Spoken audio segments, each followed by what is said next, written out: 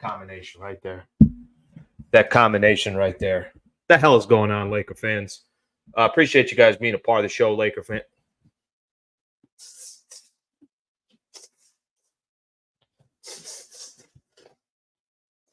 Gotta jab them.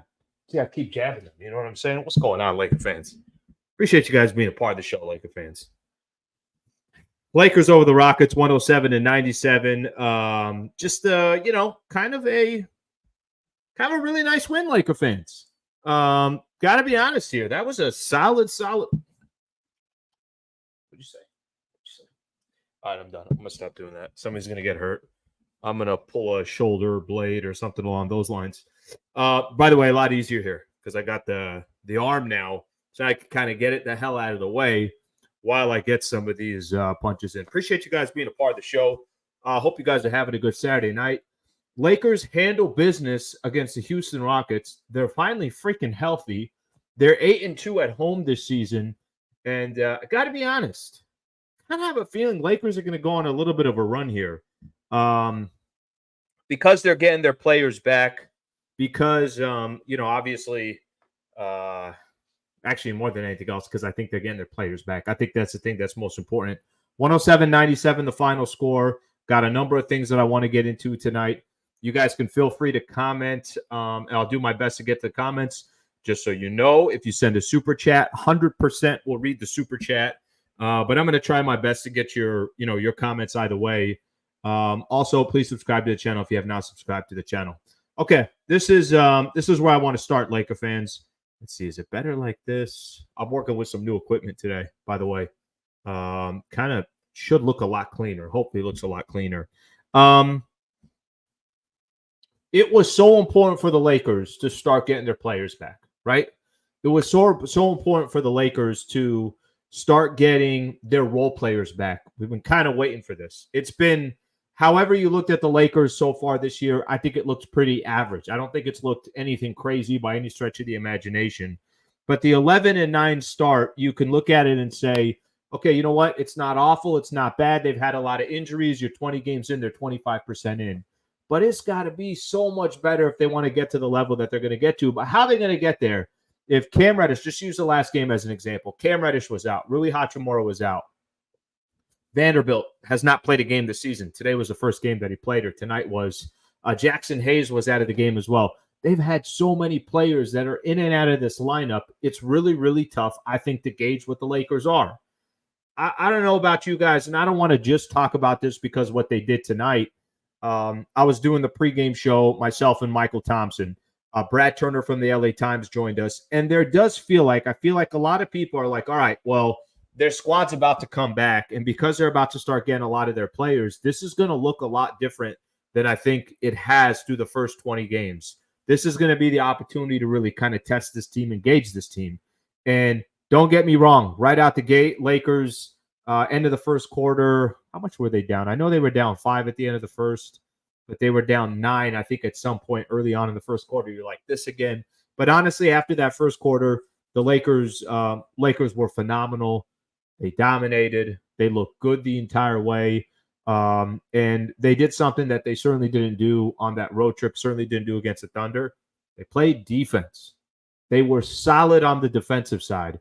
So I do think that obviously means a lot, and I think that is a key piece to the Lakers having some type of sustainability. They could win for long periods of time. So that's something to keep in mind right there. I want to get into some of the comments here, and then we're going to keep going here on some of the stuff. There really is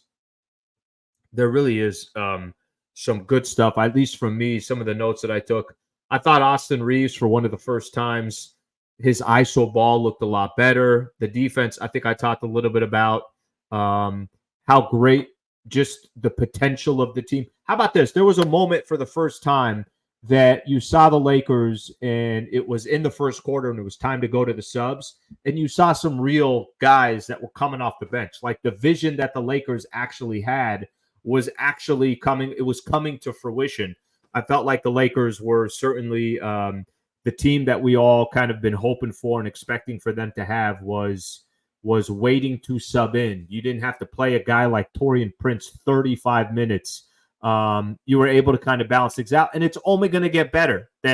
Listen, Jared Vanderbilt's not going to just come in and all of a sudden play, 35 minutes. He's going to need a second.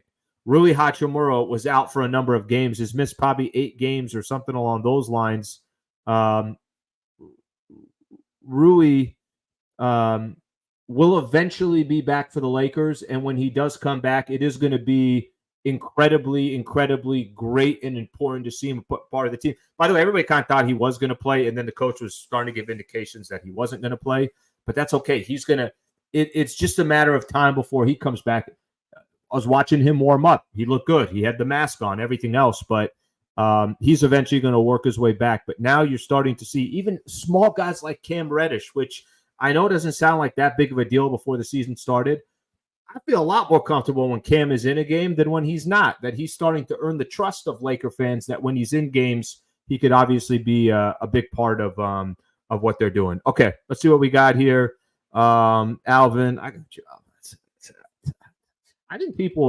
wouldn't be surprised if like people use some of these videos when I am doing what I'm doing and say, like boxing, I'm talking about like boxing classes. You know what I mean? Like, would you be shocked or surprised that people take what I do and say, hey, look at Al. He does a Lakers show, but on top of the Lakers show, he's obviously a supreme boxer. Wouldn't be surprised if they do that.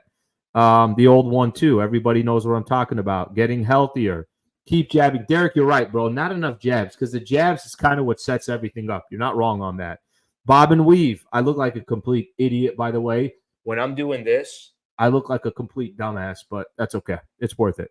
2-piece and a biscuit. All right, we got a lot of people here. Sliwa Ali. Yes, sir. Appreciate that. Francis Mendoza. Love how we attack the basket and great defense. I will say this, and I think Laker fans, you probably agree with this.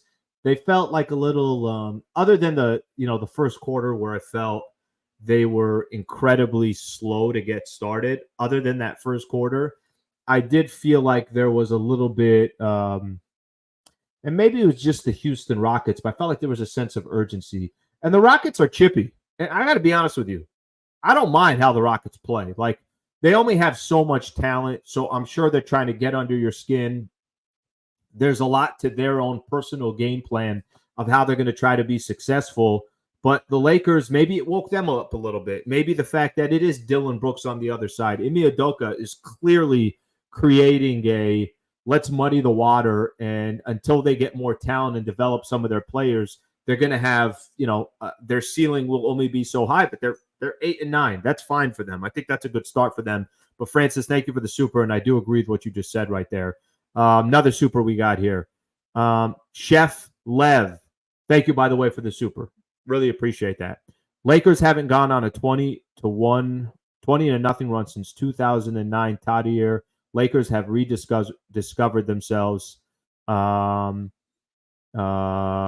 Defense, basically what you're talking about is them playing defense. Listen, I said this. You guys know kind of what my gig is. Do the pregame show on 710 ESPN, and I do something called the X Factor in the pregame show. All right, it's now time for the X Factor. Michelob Ultra X Factor, whatever you want to call it, right? And I said defense, defense, defense. If you're not playing defense, you don't got a shot at winning. You don't. But how do you play defense? I think a lot of the guys that the Lakers got, Jared Vanderbilt is a defensive player. Cam Reddish is a defensive player. Rui Hachimura has great length when he comes back. Jackson Hayes is, again, a guy that, I'm not telling you that he's the best defensive player in the NBA, but trying to shoot over a guy like that is really, really difficult. So I think that is a good observation. And that second quarter, Laker fans, the second quarter was 35-14. I mean, a complete domination. That's how it's got to be. And I look, the Rockets they're playing better basketball than they should be.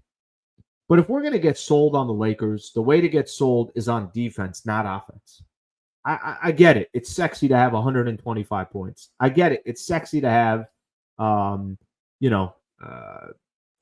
have guys go off for 40 points, something along those lines. But to win and have a sustainable, especially the way the Lakers are built, LeBron is obviously the oldest player in the NBA. Anthony Davis is fantastic. Sometimes some ups and downs on offense. If these guys play defense, they got a real shot. If they don't play defense on a consistent basis, then you're looking at a much different challenge. They weren't going to beat the Thunder by outscoring them. They weren't going to beat the Sixers by outscoring them. They were going to make the Thunder an inefficient team because of their defense. Now it's fine. It is what it is. Thunder game's over. They were missing 5 key guys, but I do believe the Lakers are going to go on some type of a run here. I haven't even got any of the individual players, but I do want to go through some of these comments real quick. Thank you very much, Chris Johnson, for the super. Greatly appreciate that. Ham scaring me with these 3-4 guard lineups. I think sometimes you got to make sure you know who's on the other squad too, right? That sometimes Darvin Ham might be going with a lineup that is they got more guards or it's guard heavy, but what's on the other side, and he could be just literally trying to match up with it. Or to be honest with you, part of it just could be simply he's trying to see what lineups are still going to work or not. I asked Darvin Ham this a couple games ago, 4 games ago, before the Dallas game, that if he kind of had any idea what the Lakers were. He's like, no, I don't. It's tough because of the situation, guys in the lineup. LeBron was asked about it after maybe the Philly game. I can't remember which game. I think it was after Philly game. And he's like, it's tough to know who you are when you got so many different guys coming out of the lineups. So I think to answer your question about the Darvin Ham piece of this, I get it. I understand where you're coming from and what you're saying, but I still genuinely believe he's trying to figure out, okay, Max Christie, if this guy's in, if Cam's in, if Torian's in, who's the right player to play with Christian Wood. I think there's still a lot of that going on. So I appreciate you. I appreciate you putting it in there.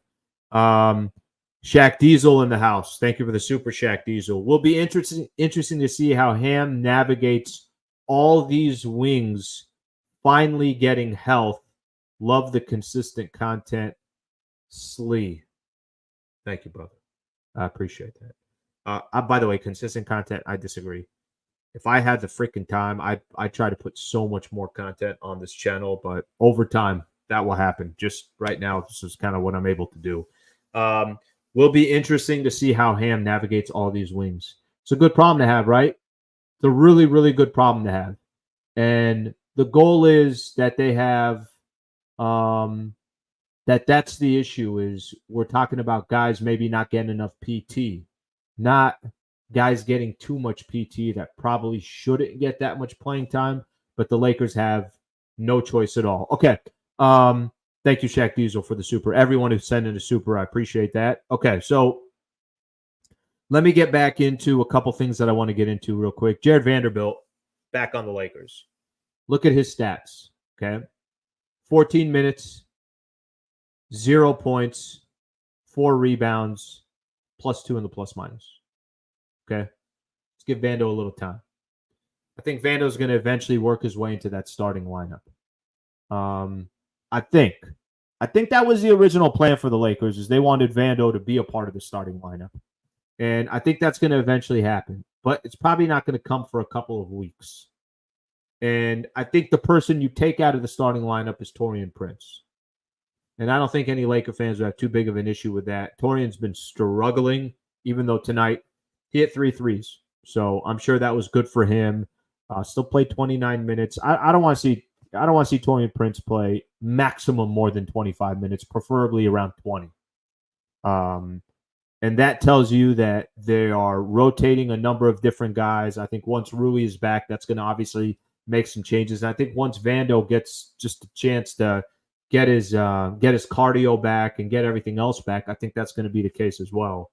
But just having Vando back in the lineup, a player that wants to play defense and grab rebounds, that's great. That's literally exactly what you're looking for when it comes to winning basketball. You need players like that. There's not a team in the NBA that wouldn't take Jared Vanderbilt because he wants to play defense and get rebounds. Those are not usually traits that comes with basketball players. They want to get theirs, they want to shoot. Or maybe they're a good offensive player, but they're just not a good defensive player. They don't focus on that side of the floor.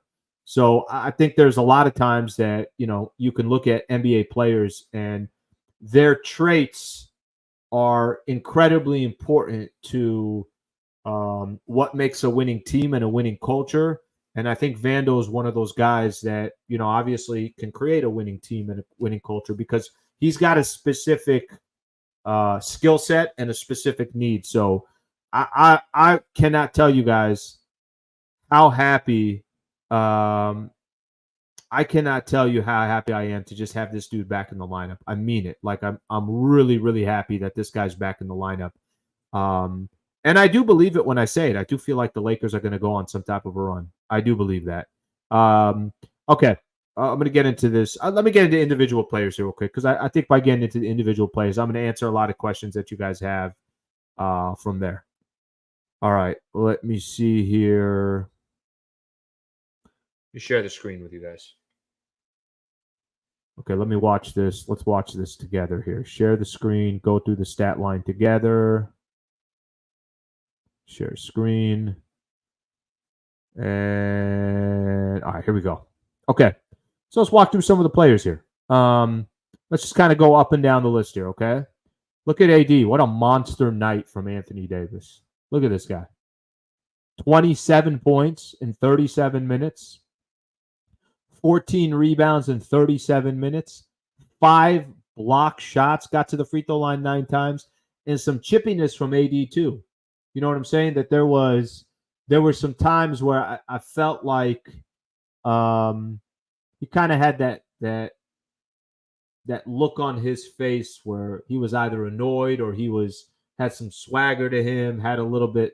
I like that from every Laker fan. Like I'm sure the Lakers front office and the coaching staff, every time they see that from AD, they're like, please, more of that. Whatever the hell that is, give us more of that. And AD was fantastic tonight. He was involved in a lot of different plays. The block shots that we're talking about, kind of dominating the glass. What's Sengun end up with? Sengun had 21 points, but he took 25 shots to get there. So think about that for a quick second.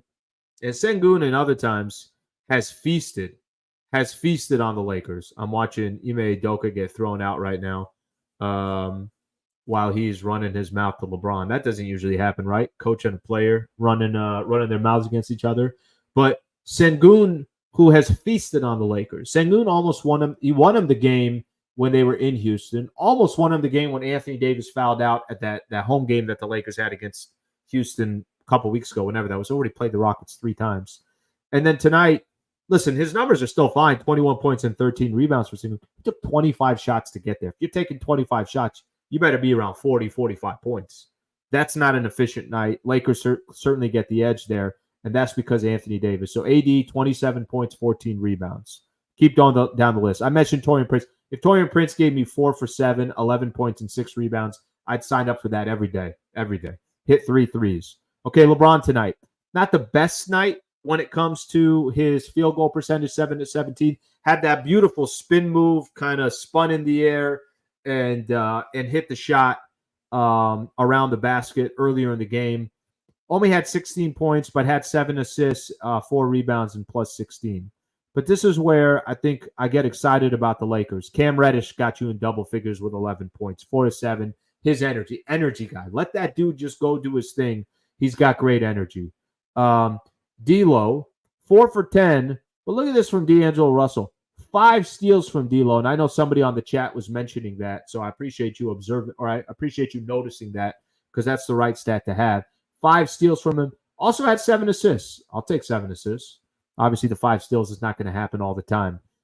So look at this. In the starting lineup, you had 4 guys in double figures. Almost 5, just missing 1 player in D'Angelo Russell. And then you got 2 dudes down here on the bench. Austin Reeves, it's as good as I've seen Austin Reeves ISO ball that I have this year. This ISO Reeves, not a bad nickname.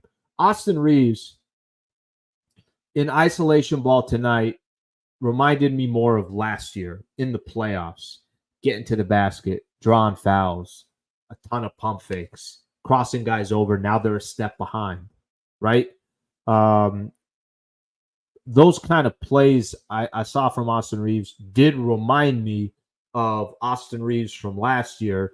And I thought he had kind of a stretch there, some moments there where he helped carry the Lakers, stretch the lead. Look at his field goal percentage, 6 of 11. So he shot over 50%. 18 points and 4 rebounds. I thought Austin Reeves was fantastic. 3 steals for him as well. Between him and D'Angelo Russell, 8 steals. So you got 4 guys, 5 guys, 6 guys in double figures, 1 point away from 7 guys in double figures. And then how about Max Christie? Does Max Christie ever make it look like he's trying to do too much? And I'm not telling you the guy plays perfect basketball, but plays hard on defense. He's a professional.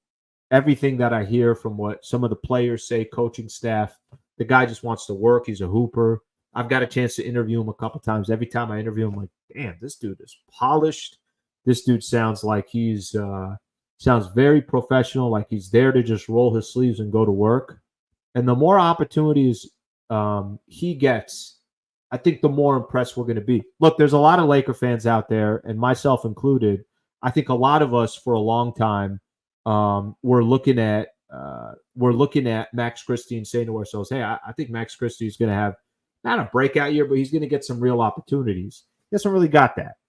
That's probably going to come. It's come a little bit with injuries. But again, I'm going to go back to this. I don't want to see Max Christie because of necessity. I want to see Max Christie because of luxury.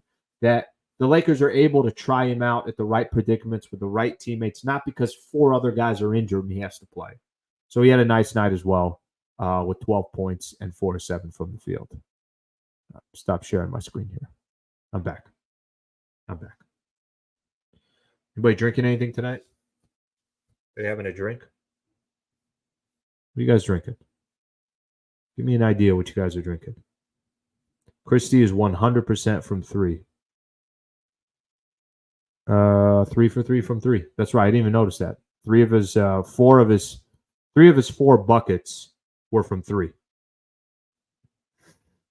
Cam is a pleasant surprise this year. Oh, I'm with you on that. I'm with you on that. That he's a pleasant surprise, and I also think, aside from being a pleasant surprise, I think there's a little bit too of. I definitely think there's a little bit of you feel good when he's in the game. He adds an element of defense that's important. That's obviously key. Reddish makes a difference. I saw this. 0-8 on the road is Houston.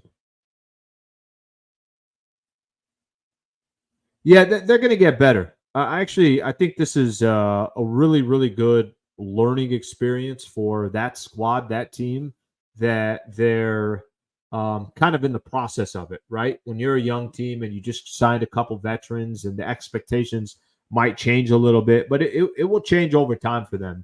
And I think they're actually a pretty... I like their future. Not in the immediate future, but I like their future coming up. All right, couple more of these comments. AD and D'Lo were the MVPs of this game. People jocking the 5 steals. Nothing wrong with that. Alan, what happened with your schedule? You used to be late before, but now you're always on time. I retired. That's it. I'm volunteer working. This is it. I'm a volunteer worker right here.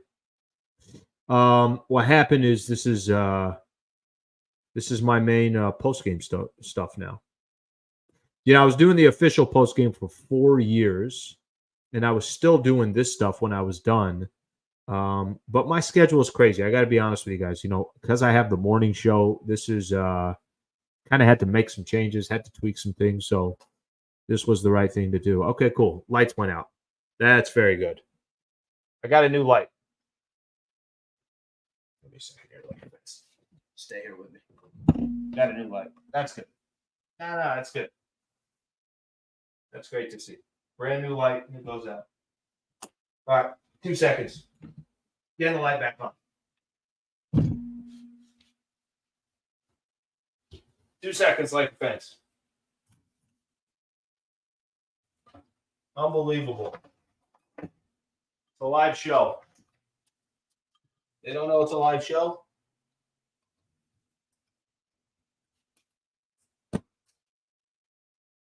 All right, we're coming back. I don't know what the hell happened to that show. Okay. All right. That's good. That's professional. I literally just bought that light. When I say literally, as in this is the first time I'm using it. Burnt out? The hell's going on here? The hell's going on here? What's going on? Middle of a live show here. Light just goes out. Pay your electric bill, Slee.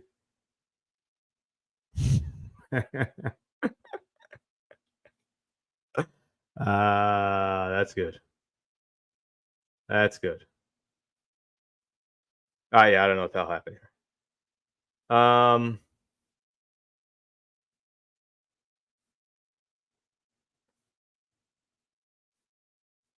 That's awesome.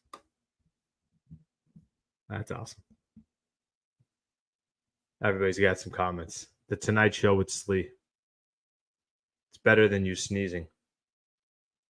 Backup generator just kicked in. That's awesome. No, that's cool, guys. No, I just literally bought the light. But no, go ahead and burn out. Go ahead and burn out on the first time I use it. Okay. I'm going to keep going here. All right. I'm going to keep it professional here.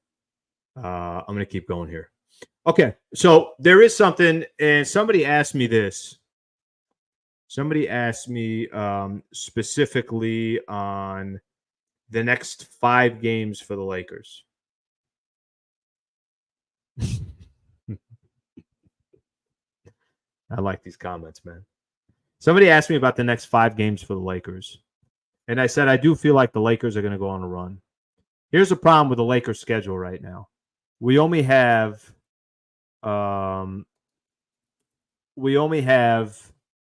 a portion of the schedule that we know. So the problem is I can't really guess, right? Lakers 12-9 on the season. We know they got Phoenix coming up. And then, obviously kind of depending on the in-season tournament from there, I think a lot of it's going to depend on that. So we still got to kind of wait on that front. So it's really actually hard to predict any of these games right now because of that, because of the situation that the Lakers are in. It's almost impossible to predict what they're going to end up doing. So next game they got coming up is on Tuesday. And that Tuesday game will be against Phoenix, and that's going to be that quarterfinals game. We can actually talk a little bit about that. It's funny. I haven't really followed along with the Suns. I know they started winning. Let me see if they ended up winning their game tonight. Yep, they're 12-8. So they're playing better basketball. They're still not. I know they had like a 7-8 game winning streak, something along those lines. The key for the Suns is just, are they healthy? But we've already seen them twice. But in the games that we've seen them, Devin Booker didn't play in both of the games. And then the other game that we saw them play, Bradley Beal played in one and didn't play in one. So no Devin Booker, no Bradley Beal for one of them. Bradley Beal and KD played together in one of the other games. D-Book that's one of the premier players in the league. So that's a huge difference right there. I'll give you an example. Tonight, Devin Booker had 34 and 10 and 7 assists. So that game coming up on Tuesday should be fun. That game is also an in-season tournament game. That game should also be, by the way, quick roll call. If you guys want to put in where you guys are tuning in from, feel free to put it in, and I will. I'll read those out. But I'll just let those kind of stack up because I know that takes a second. So feel free to put those in. But that one is a game on where the Suns are already 0-2 against the Lakers. That's actually a great barometer game for the Lake Show.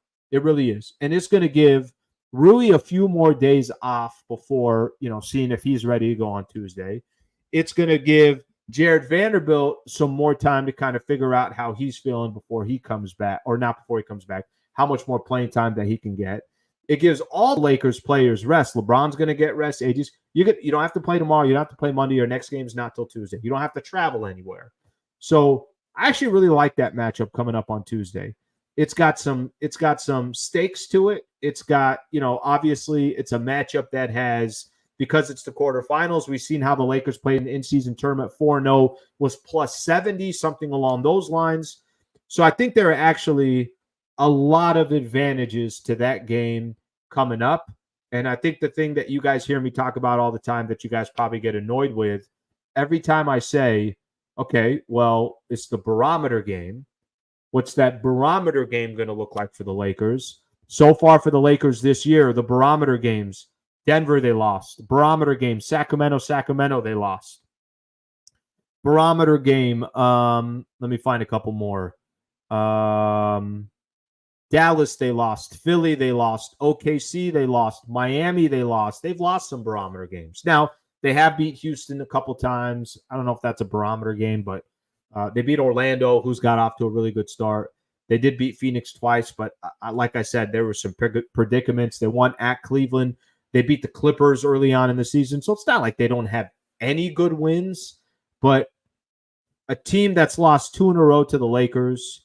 And, like I mentioned, from a barometer perspective, I think that's a good barometer game, especially because it's a game that matters. And I feel like a lot of people, at least this Lakers team, it is important to them when they play in this in-season tournament because they've at least shown to us that these in-season tournament games do mean something to them.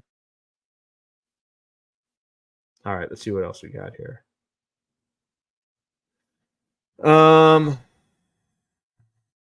Much needed W.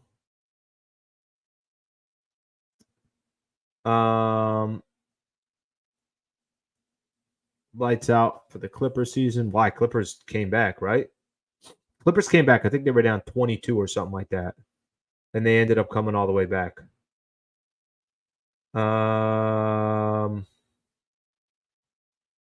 Thank you, brother. Thank you, brother. Just overtime. We're gonna keep doing what we do. This is one of my favorite things to do. Of anything I do in my, obviously in my career, I've had this channel for a long time, but now I'm kind of able to start paying more and more attention to it. And what I also do is I buy lights that go out during the show. Thanks, Amazon. Thank you so much. No, I appreciate that. It's one time. It's gone. Light's already gone. Burnt out. I even smell a little. I smelled something burning. Like after it went out, I smelled something burning. So what's going on here? What's going on here? Okay. Quick shout out here. Up this corner. There. Underdog Fantasy. Underdog Fantasy is a daily fantasy sports platform. DFS is what they call it. Very, very simple of how this gets done. And if you guys have never used Underdog Fantasy before, but you play DFS, I really, really hope that you guys can use my code HoopsLA and have fun playing during some of these games. If it's not something you do, all good. But if you guys do play DFS or you're curious about it, use my code HoopsLA and they'll match your first deposit of up to $100. What does that mean? $100? You put $50 in, they're going to match that 50. So you have $100 in your account. You have basically $50 free to play with. You put $100 in, you got $100 free to play. If you put $10 in, you got $10 free to play with. Let me make my picks here real quick. Let's make this easy. I do pick'ems right here. You could see where my cursor is. I do pregame as in stuff that's going to be coming up. Always do pick'em, always do pregame. I'm going to do NFL for tomorrow. Why not do a little NFL action? I don't think there's any NBA games on tomorrow anyways. So basically, I could pick any one of these games. Let's find the good one. Where's the good one? There it is. San Francisco at Philly. I think it's going to be a fun game. Christian McCaffrey. Half a touchdown. I'm going to say McCaffrey gets a touchdown. Okay? Because this is asking, is he going to get a touchdown rushing or is he not? I'm going to say he gets a rushing touchdown tomorrow. So I'll go higher on that one. All right, let's find a baller on the other side from Philly. Let's go Jalen Hurts. 240 passing yards. I'm going to go lower.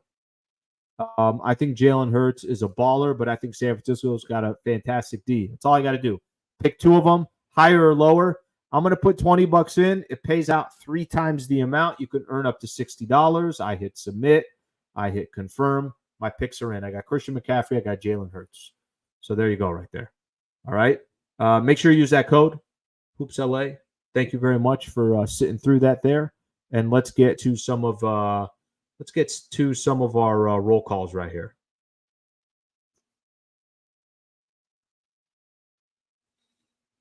All right. Damn. A lot of people here. I got to find the beginning here. Much needed W. Watts, California. Thank you very much for being a part of the show. I appreciate that. Lake Forest, Rochester, New York, Colorado Springs. Lake Forest tuning in from the Big Apple. Thank you, my brother. I appreciate that. Is Houston a good team? No, I don't think they're a good team, but I don't think they're awful. I think the Lakers did probably what they should do to the Rockets, win by 10 or so. I think that's a good way to put it right there. Riverside, thank you for being a part of the show. Mean Streets of Diamond Bar in the house. Kings County, 559. Vando needs to lock in on Book Tuesday. Hey, there you go. That's a good time to start kind of making some of that stuff happen. Is he can start doing it against those types of opponents. Long Island, thank you for being in the house. Woodland Hills, Anaheim in the house. Shanghai, thank you for being a part of the show. What else we got here? Let's see what else we got here.